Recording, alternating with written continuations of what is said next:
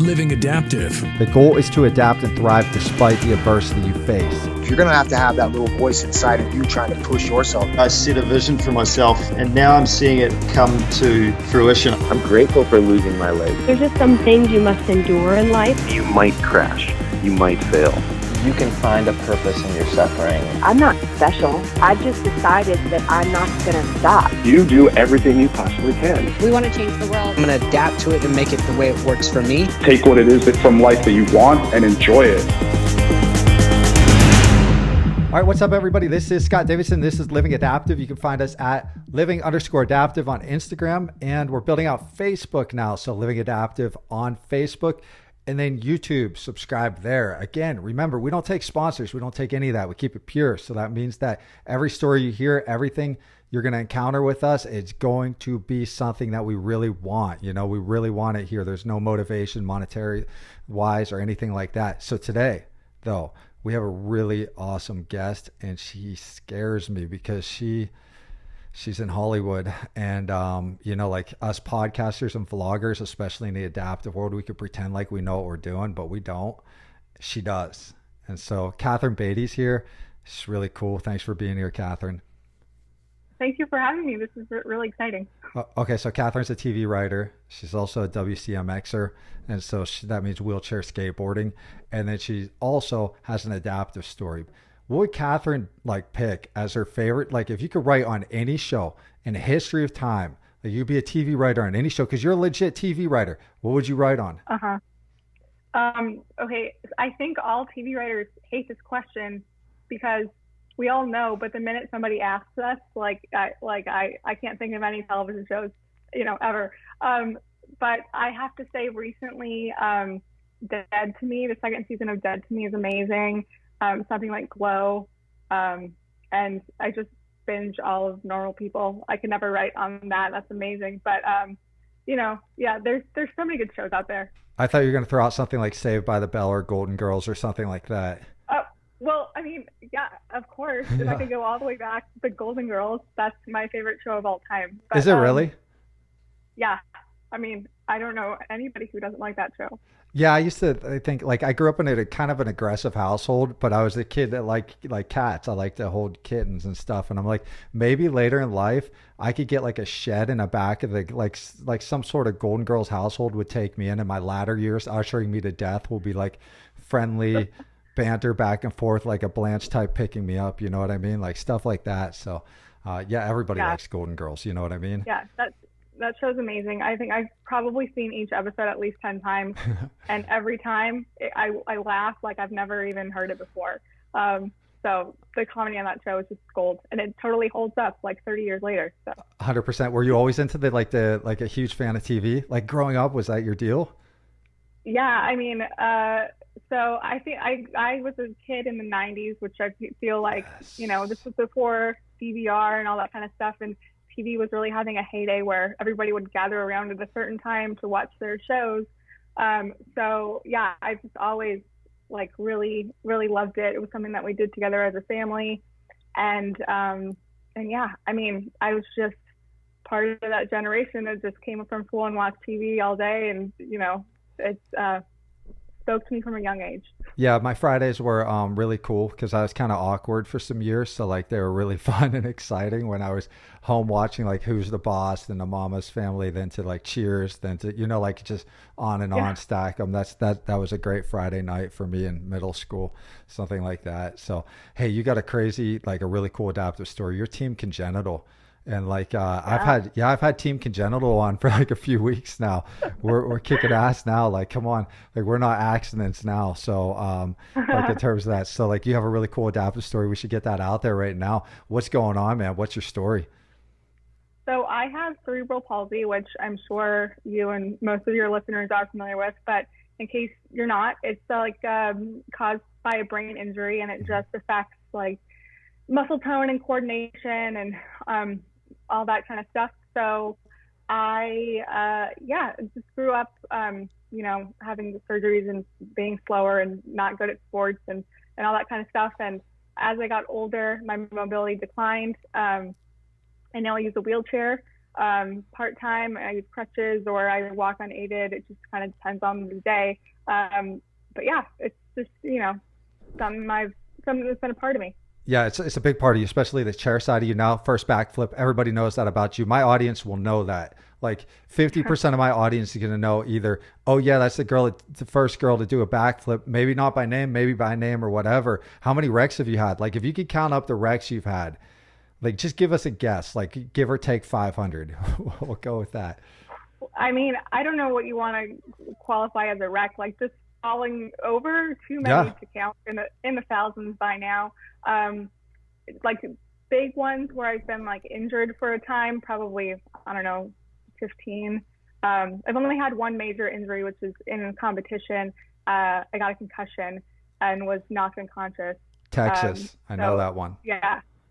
So that was a difficult recovery, but other than that, I've been pretty lucky, just bruises and that kind of stuff. Yeah, you finally have like it seems like the female side of the sport's picking up, because it was just you. I know that story of where it was coming from and the roots and stuff. It was just you for a while. So like you've kind of become like the mom. You're the mom of the like adaptive. It's pretty rad. That flip, that's crazy. Woodward too. I've been, I'm from Pennsylvania, so we had it out there to the east side, and like it's a real privilege to watch everybody skate here in the west too. And be part of that, at least see that scene there. So it's really cool. But I have seen you in action quite a bit. In fact, we'll try to put some footage in this to show what it's like. But like growing up, you obviously you're competitive, obviously you're driven. But one thing we've been addressing in the last like 2 months and stuff is first leveraging your disability, or leveraging, if you don't want to call it a disability, leveraging your differences. And two, dealing with like bullying. Did you ever have to deal with bullying? Here and there, kids would say things that I think mostly they just don't understand. But I was really lucky, throughout school.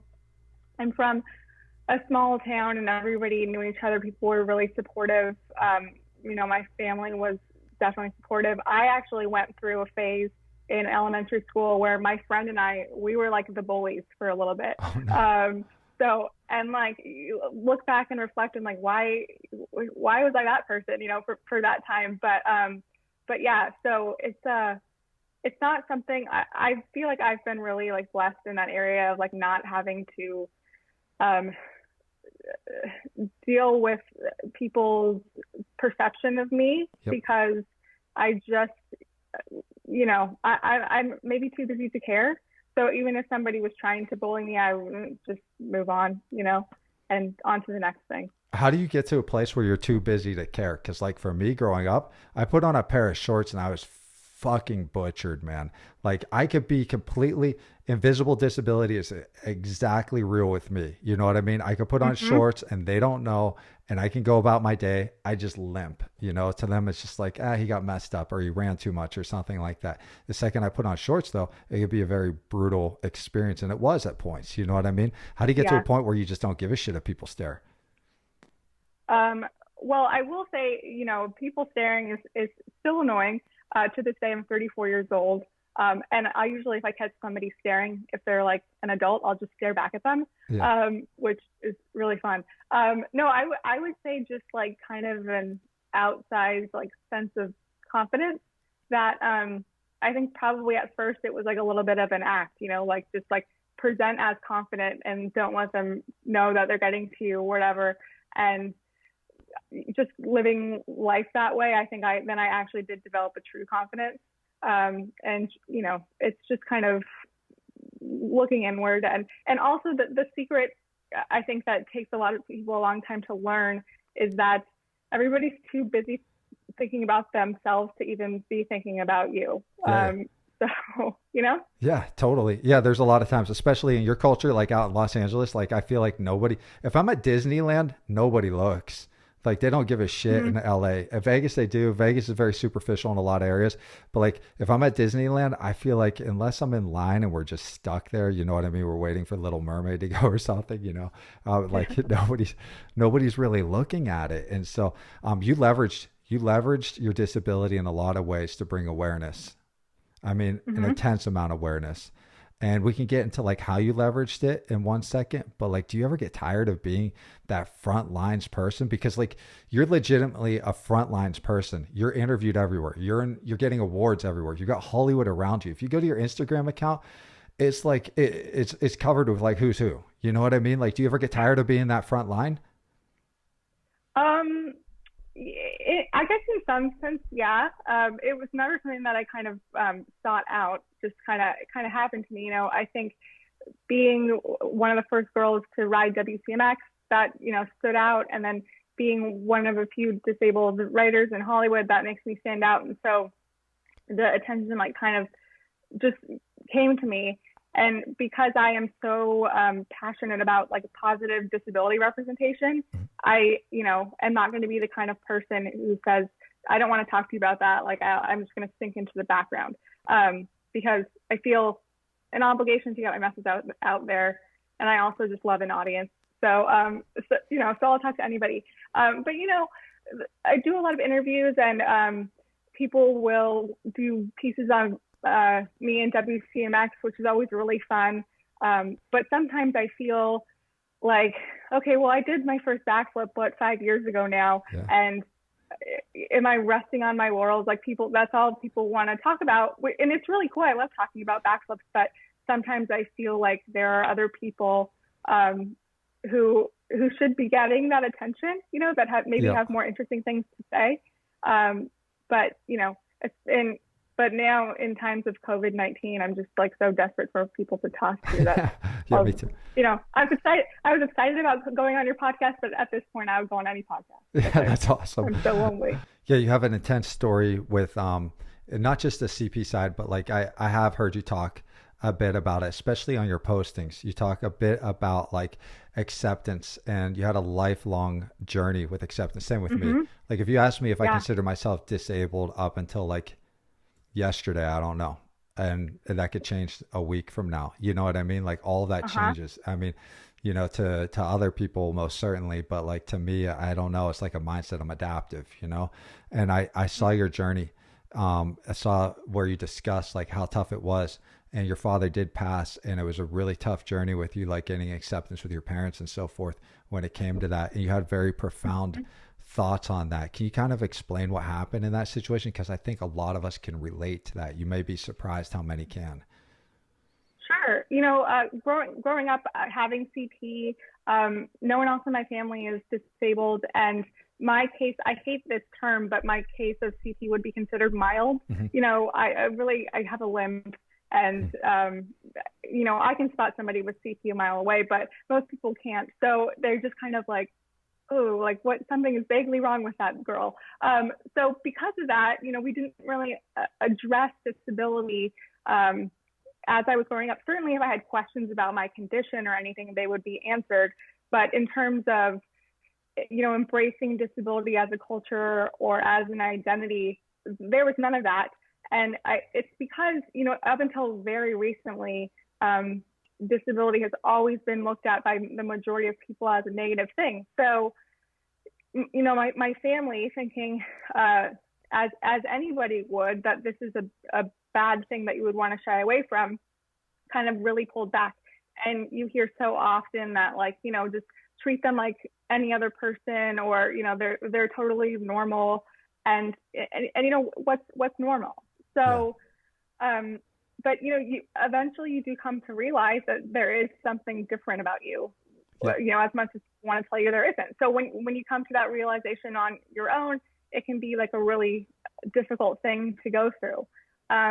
So I kind of went through the process of realizing and accepting that I was disabled when I was in high school, like 17, 18 years old, and basically like came out as disabled to those in my life and said, I have a disability. This is part of me. You know, I'm not ashamed of it.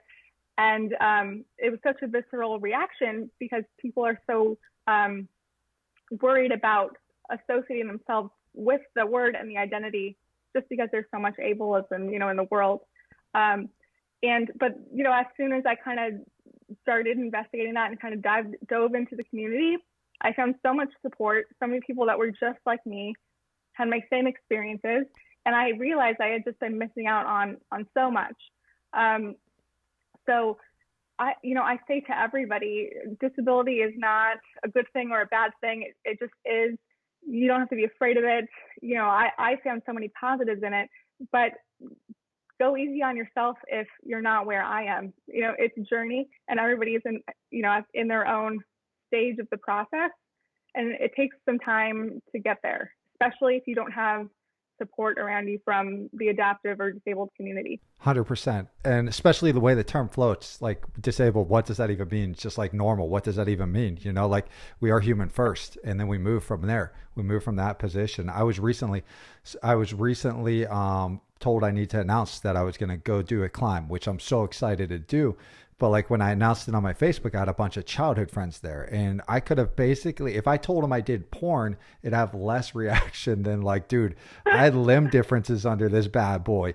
Like this whole, like these pants I've been hiding, like it was there, and they were like really caught off guard to the point that one person even mentioned, like, I never saw you struggling. Yeah, there's a reason I didn't want to struggle in front of you. Like you made me out to be this alien.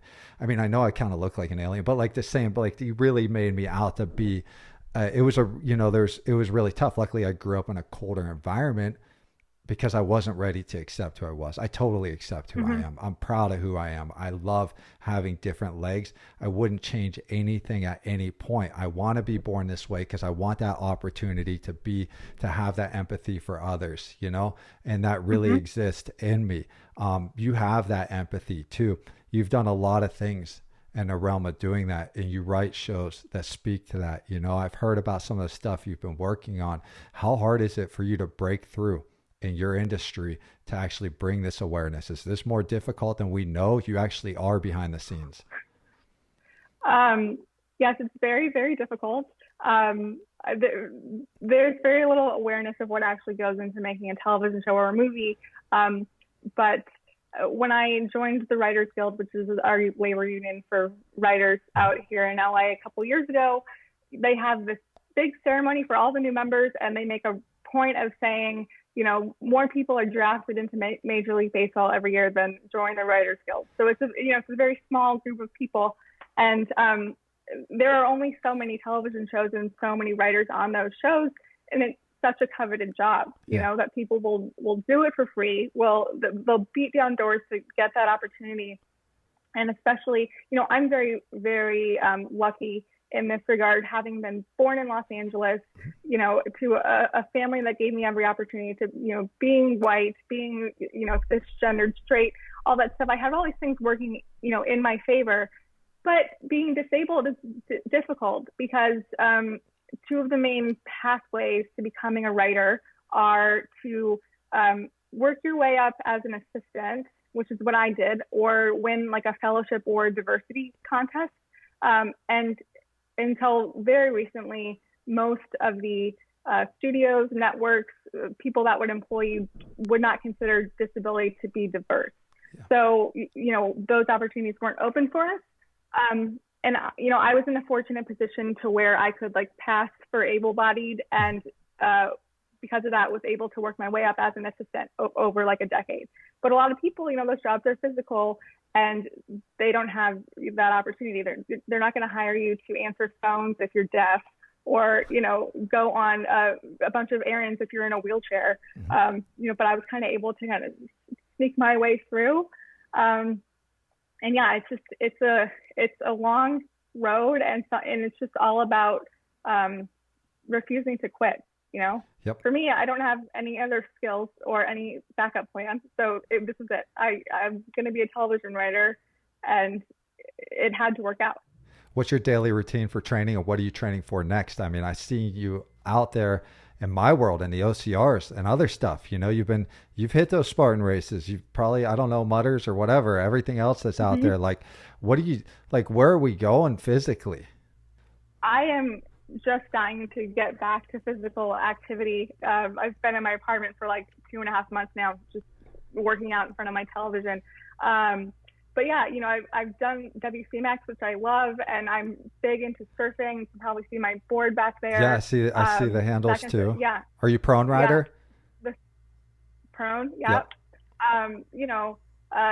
So all that stuff is good. I love adrenaline, and right before I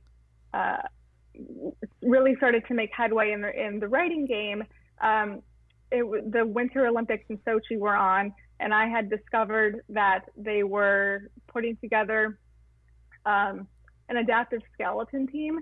And so I was like, that's it. I'm joining the skeleton team.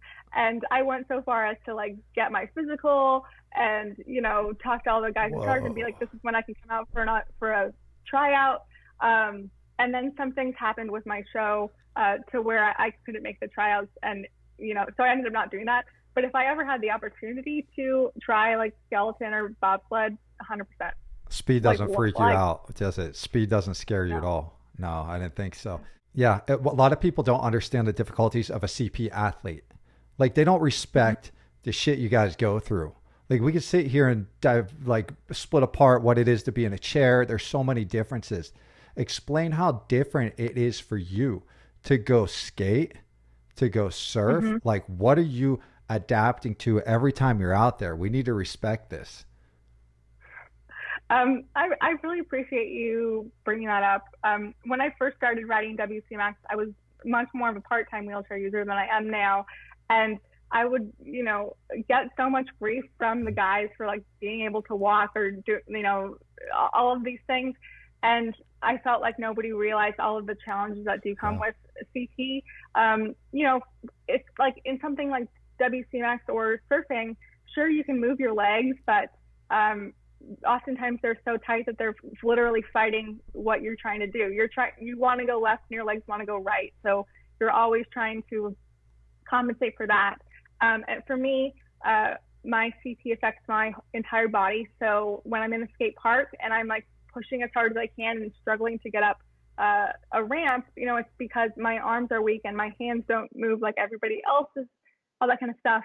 And then there's other things we deal with, like balance and just kind of orienting yourself in space, because we are dealing with a brain injury. Are you spastic, CP? Yeah, I mean, I am, yeah. Okay, so the energy too that's lost there that I don't think people understand throughout the day. Some of my best friends have CP, you know, one in particular, and so like the energy loss in that too needs to be recognized, because when you're out there on that surfboard, I mean, you're taking a beating first in the waves and other stuff. Like, that's one thing I don't think people respect about the adaptive athlete. Sometimes, like, sure, we can make it look good at times, but you have no idea, like, how hard it is to make it look good, you know? Yeah. I mean, it's what you said earlier, how some of your, like, school buddies were like, I never saw you struggle. Because, like, we don't want to advertise our struggles to people. Of course, you just see it. I know. I was like a gazelle. We're masters at... Yeah, we're masters at masking those things. It doesn't mean it's not there. You know, it's just, I think I feel this way, and I'm sure a lot of people do. You don't want to appear weak in any way.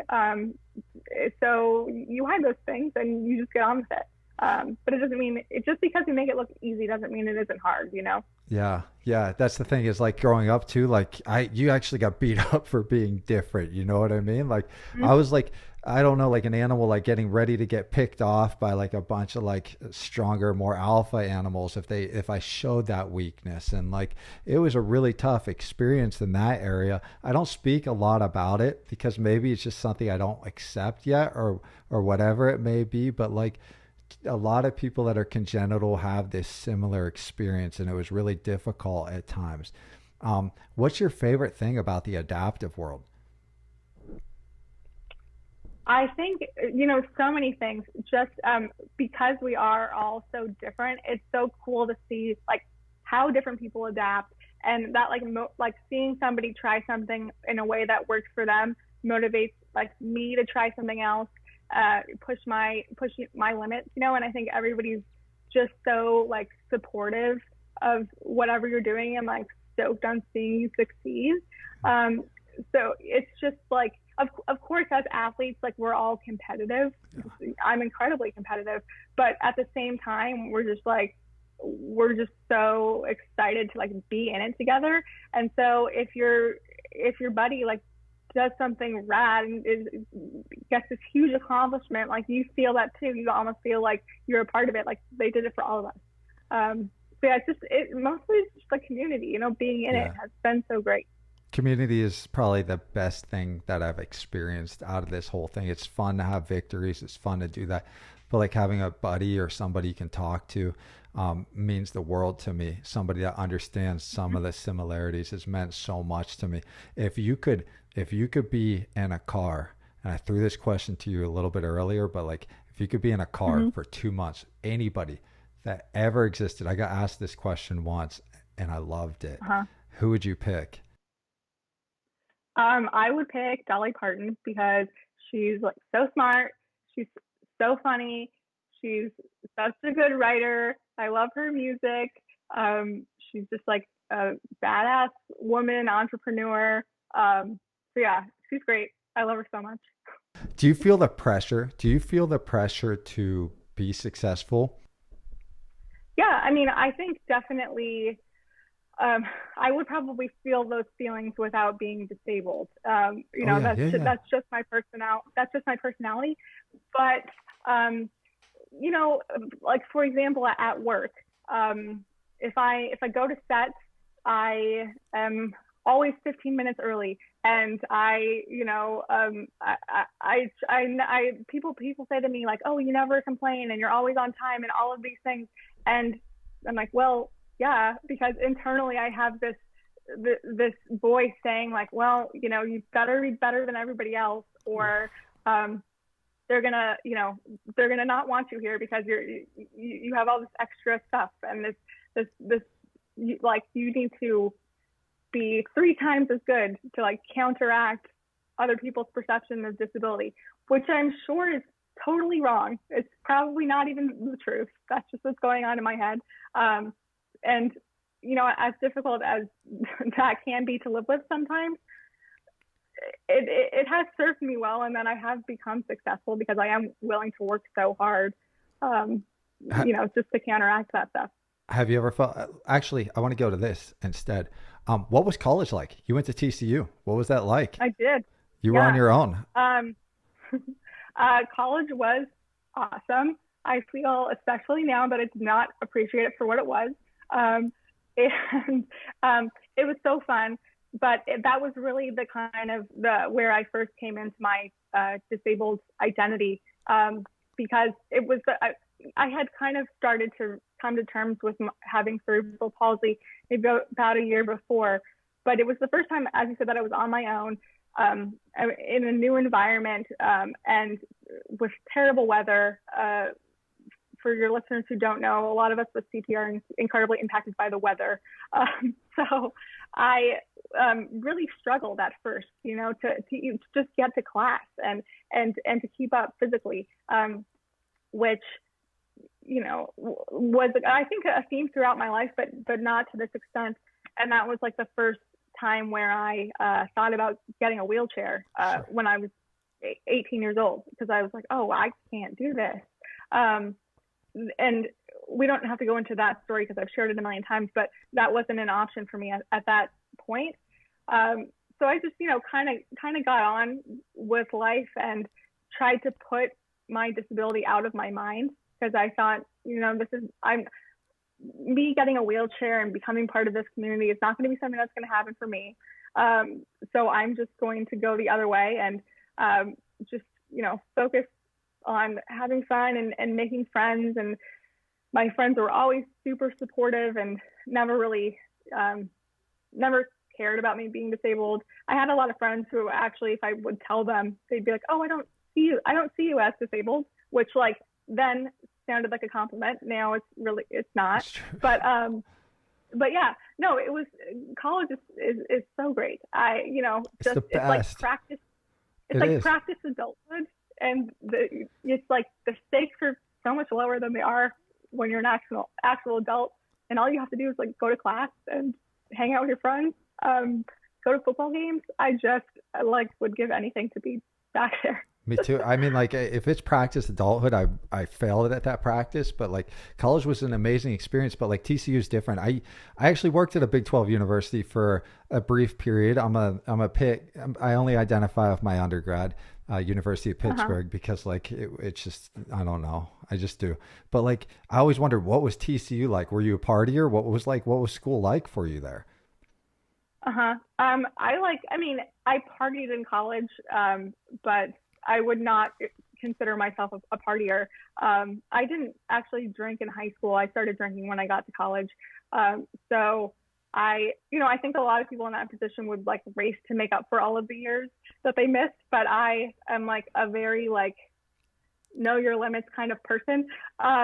So yeah, like, I had a great time, staying out late and going to parties, like having the young adult experiences that most people have in college. But like, I also was like, well, I have to get up and go to my work study job, and I have to go to class and all that stuff. So it was a good balance.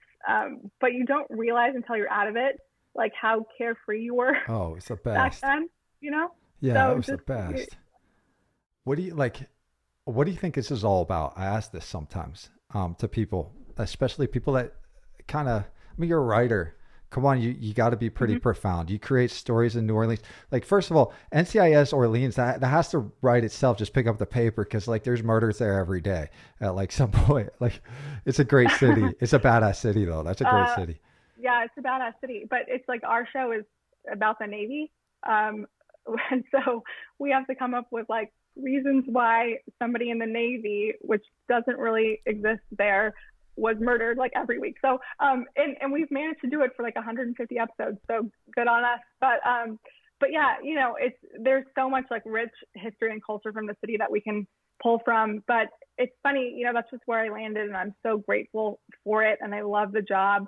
But like, that is not the kind of thing that I would choose to write. I don't like violence and all of that kind of stuff. But we're so lucky having like such a diverse cast and such a diverse writers room that even in these, cops and robbers or like murder stories, we can thread in some really cool storylines that say something about the world, through the lens of New Orleans. So it's such an awesome experience, and I'm just so glad I get to keep doing it every day. Write me this storyline. What's life all about for you? What is it? What's the purpose? Why are you here? Why are we here? Oh man, I don't, that is such a deep question. And, I've gone through many like phases in my life. I, grew up, and when I went to TCU, I was rather religious, and, and then I wasn't. And then my dad died rather suddenly, which kind of put a lot of things in perspective. And I think for me personally, like, none of us knows how long we're going to have here or what comes next. So the purpose for me and what it's all about is just, being as kind as you can, and helping as many of your fellow human beings like through life as you can, because we're social animals and we all need each other. And so it's just about enjoying each other's like company and the talents and what we can bring to the world in the time that we have. Katherine Beattie, if you had, like, looking out in the future and looking at the present also, what is one thing that you can think of that if you like finish it, you'll feel more complete as a person? Like one task, goal, whatever it is. I tend to be somebody who doesn't look too far into the future. I'm always kind of like focused on the next thing and the next thing. And so, I just bought a house, which is a huge accomplishment for me. And I would love to create my own television show, on the work front. I would love to get married, and find a meaningful long-term relationship, even if not marriage. But, I think there are just like little things that bring joy to your life and bring a sense of completeness. And for me, if you put too much stock in like one thing, you just miss out on a lot. So there are tons of little things I would love to accomplish in this life if I have the time. Hopefully, we probably get some weirdos that watch this show. I know that they do actually. And you just said marriage. So go join, that stranger danger group, because you're probably going to get some weird DMs. Oh God. I'm sorry. People are crazy. No, I get so many. I get so many all the time. I get less when I used to post on YouTube back in the day when I was doing more WCMX before I kind of transitioned into writing. I would get so many weird comments, and even now on Instagram, I go through. I'll like get a huge uptick in followers, and this is so sad. My very first thought is like, okay, what like weird fetish site have I been posted on, and how do these people find me? So I just go through, and a lot of us on Instagram, we kind of have a little network where if we find one of them, we like block them, and then we tell everybody what their name is, so block them as well. Yeah, so people can try, but like, no sir, I will shut that down. And I got welcomed into the fold by some mutual or friends within the community, females especially. They're like, you should just join this group just to see how bad it is. I'm like, oh my God, it's really bad. Like, what other interesting questions or DMs do you get?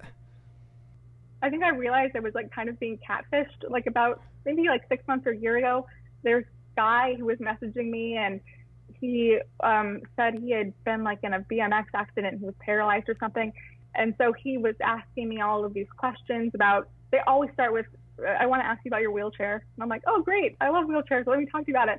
And then it's like, oh, well, you know, I have these spasms. So like, what do you do for that? And they ask me start asking more like pointed medical questions. And then this person, sorry, I'm getting flustered. My microphone fell out of my ear. This person just kept wanting to ask me about like toileting and like cathing and that kind of stuff. And I'm like, I don't, sorry, dude, I don't deal with any of that. Like, I can't help you. And for like weeks, they would message me and just like keep wanting to talk about it. And finally, it stopped. But just like a month ago, I was like, I bet that person wasn't even disabled, and they were probably just trying to get 100%, man. Story from me. So yeah, it's like those people are more insidious. But then, of course, you get the just general, like, curious, non-disabled person who's like, oh, you know, like, can you have sex? And it's like, well, like, maybe take me to dinner first before you ask that question, you know? So CP getting asked that question? Come on, people. I guess people just don't have any imagination. Yeah. I get DMs too. I get weird ones. You can go to my recent post where my feet are in a picture. I knew better. Actually, I didn't know better when I was posting. I didn't know. Like at first, I'm like, let's just go, man. Let's just show some scars. Let's go. Who's up? And then all of a sudden, a dude's like, send me pics for money. I'm like, well, fuck. We don't take a sponsor, so this could be sponsored by like Living Adaptive, sponsored by the creepy guy that wants feet pictures. Depends on the money, I guess. We'll just sell out over this one. But like, it's really, it is really curious. But like, in terms of like questions, what kind of like questions do you get like that are genuinely good, but like, you know, like might help the audience understand you a little bit more? Do you get like one that you can think of? Well, I mean, I would say the questions that I would tell people to avoid, like when you first meet somebody, or if you're in an elevator with them, don't ask them what's wrong with them, you know, or why they're using, because first of all, nothing is, or why they're using a mobility aid, because maybe they don't want to tell you, and it's none of your business. But I think the questions for me that I always appreciate is, once somebody does get to know me, I really do appreciate if they take the time to learn about CP or anything that I'm dealing with in my life. Take the time to research it, and if you have questions beyond that, like, show me you're interested in like what impacts me as a person, you know, and then say, oh, do you experience this? How can I best support you? I think it's like the main question that we should all be asking anybody, whether they're disabled or not, is how can I best support you? And here are the ways that you can support me. Yeah, that's an interesting thought. Is especially like when it comes to wondering why you need this or why you need that. It's a little aggravating to be asked those questions for sure. I think growing up, I was just like, that's genuinely curious and it's no big deal. But now I'm like, it's kind of freaking rude. You know what I mean? It's kind of rude for sure, the way they go with that. And I think a lot of people don't realize, like, they might think, oh, it's just nice curiosity, or I'm just making conversation, but they might not realize that they're probably the 10th person to ask you that in a day. Yeah. And, you know, So if somebody's a little short with you, it's probably because they're just tired of answering the question. All right, who's the next? Let's go. Who's the next person you see rising? Rising within the adaptive world. Like somebody that sticks out. It doesn't have to be your favorite. It's just the first one that comes to your head. So nobody can be upset that you just said this person. You didn't say another. Man, I've been so lucky to have been in this world for so long, and WCMX and surfing both kind of being smaller sports, just seeing so many like kids come up. Hunter Pocock, like every time I see him, he's like just shreds it. Like especially in surfing, like he's amazing. And he's like 15. All of these kids that I'm so jealous of, they're getting such a head start from what I started, in my mid to late 20s doing all of this stuff. So, he's awesome. Lily Rice, she rides WCMX in the UK. She's from Wales. She's amazing. There's so many. And just like anytime I see like especially like a young person just like charging, just going for it and, getting their butt kicked and getting right back up and like asking to do it again, I'm like, oh, that's going to be one to watch. Hunter's been dropped now 2 out of 4 episodes I've had. He's getting some attention. He's rad, yeah. I know he's definitely rad. All right, the adaptive community. How do we make us more unified to lift each other up? I think the main thing is, especially in the adaptive community, because we're all so different, is stop comparing yourself to other people. That's when I get down on myself, is when I compare myself to, if I don't do well in a WCMX competition, and I'm like beating myself up about, why can't I be as good as this person? I don't have the same abilities. We all have different things that we're dealing with. So I would say start like within yourself and learn. And it's so hard to do for all of us. Learn to worry about yourself and not compare yourself to others. And then if you see somebody, who is doing that, lift them up and point out to them like their strengths, because I think we can focus on our weaknesses a lot. Yep. And we need to remind each other of our strengths. How do we let's give a shortcut. Let's give a shortcut to the young adaptives out there that are listening or watching. We're back to watching. Sorry. I'm still not used to it, people. So we're like that are watching right now. These young adaptives that are out there that are struggling, they're hurting. I mean, there's a heavy level of depression within the adaptive community. I get DMs all the time, and young kids are like, man, they're dealing with a lot more. I didn't have Snapchat, Instagram, any of that shit to face in the 90s. You know what I mean? We got MySpace in like, I don't know, 99, and it was like a Boys to Men song and a picture. Nothing. Yeah, it was no bullshit. Like these kids are getting we're pictures. Like the same age, probably. Yeah, I got 5 on you. I'm 39, and so yeah, I know I'm getting old. Good. Thank you. I've got a kid that's in high school, and so, but like I know. And it's crazy, but like these kids, they're facing so much stuff right now. How do we get them to feel proud of who they are? Well, that's like a big part of the reason why I started being more vocal about, disability pride and disability positivity online. I still don't post much about disability. I post a lot about WCMX and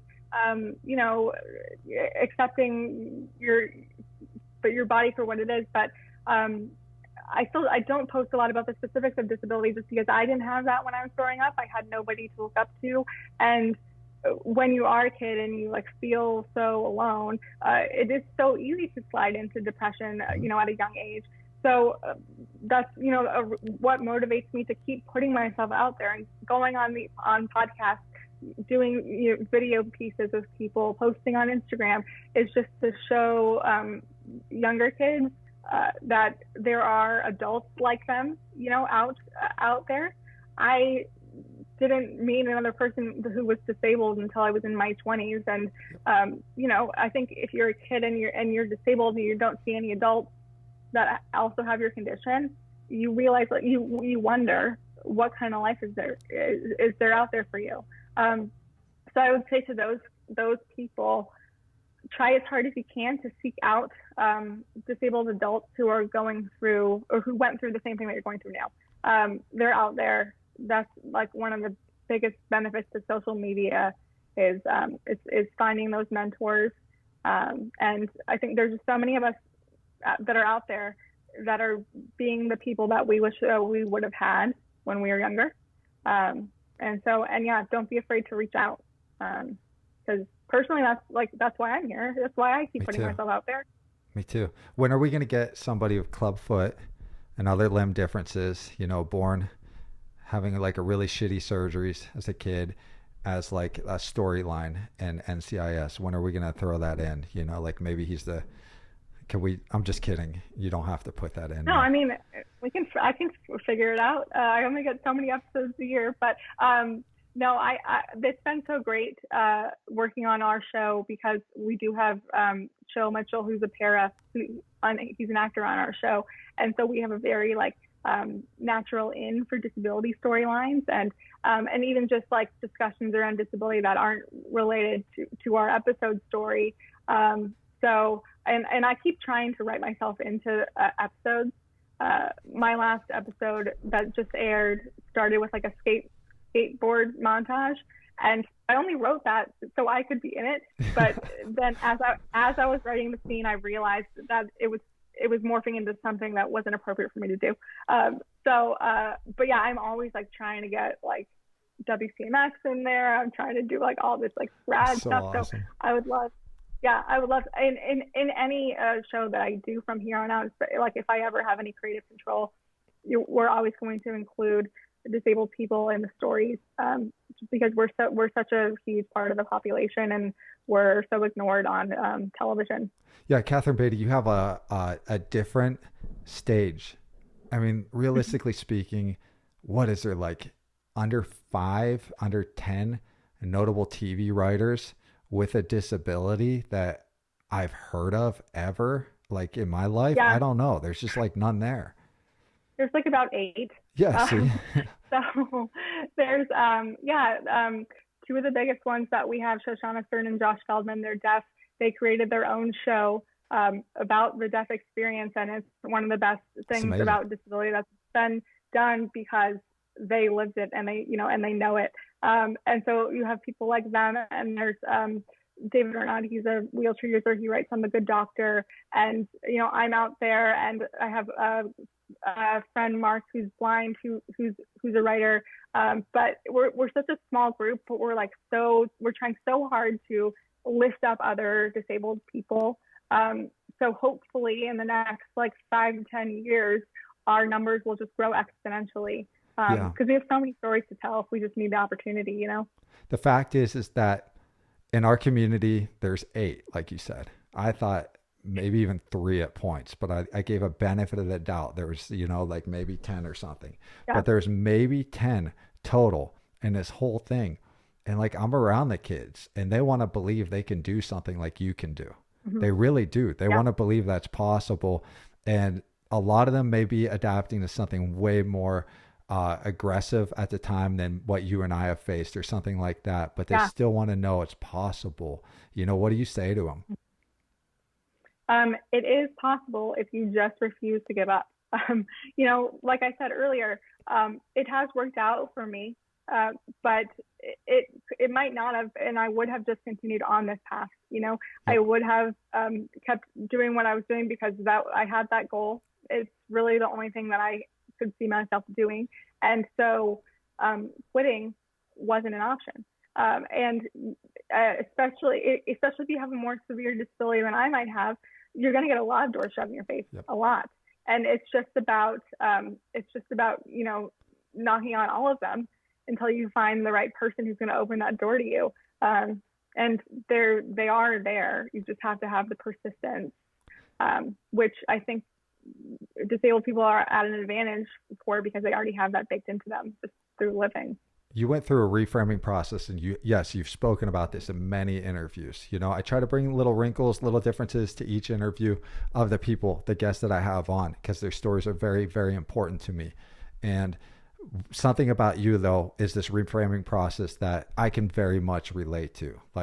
when that whole talk of disability, and if I identify as that, I just identify as Scott, you know. Yeah, I'm disabled, of course I am, you know, like I have a disability, but like in the end, I'm Scott, you're Catherine, and we're just cool, you know, like we're great, we're good people. And that reframing process, it's like a lifelong journey. Is there a shortcut? Is there a shortcut to like reframing, so people, you don't have to sit, like I'm sitting in a freaking restaurant, like the equivalent of Denny's, like, fuck, man, I don't want to sit. I don't want to stand up right now because I'm going to limp and people are going to be like, what's wrong with you? You know, like, is there a shortcut to reframing? Yeah. No, I wish there was. Even the other day, you know, I love being disabled. It's such a huge part of me. And I'm, you know, I love talking about it. But just like 3 days ago, I was like sitting in my apartment, as I have been for months now, and was like, does anybody ever want to talk to me about anything different? But I'm the person who puts that out there all the time, right? So, and it was a passing moment, and I feel hesitant sometimes to say like, oh, I'm just Catherine, because I don't want to feel like I'm downplaying my disability, like I'm like it's bad. I get that, but it's just one layer of Catherine. So I think sometimes I have to focus more on the fact that I am Catherine. I'm not just like a disabled person. So yeah, no, I wish there was a shortcut. I would say it's a lifelong, everyday thing, just because of the society in which we live. But the thing that can make it easier is seeking out community. You know, I have like people like yourself that I can talk to, and I have so many friends that are now friends in real life, but most of them I met on the internet, that we just started talking because we're like, oh my gosh, you too, you have the same experience. And we're constantly checking in with each other. You know, and like I feel this way today, which is contrary to like what you might normally see on my social media or that kind of thing. Like, find those people that you can have those discussions with, because like, yeah, no, it's gonna be the rest of your life, but it doesn't have to be exhausting. It can be affirming for sure. I look forward to seeing what you do with the rest of your life, because I was sent your account by numerous people, a lot of them in your backyard, a lot of them you know and I know, they're mutual friends, you know, and they're like, this is a person that's doing it. She's showing us how like it's possible to live a magnificent life, you know, do great things. And so like, it's really cool to talk with you. It's an honor to talk to you. I really look forward to everything, but like your IG's up there, you're on Facebook, you're on everything. So we're going to throw it in the show notes, and thank you for being here. I really appreciate it. Oh, this was so fun. Thank you so much for giving me somebody to talk to. And yeah, I just like, this is a great conversation. Awesome. So thanks so much for helping me. Remember, go to livingadaptive.com to find previous episodes, show notes, contacts for guests like this guest, links to social media accounts, and a bunch of other good stuff. So go there. Peace.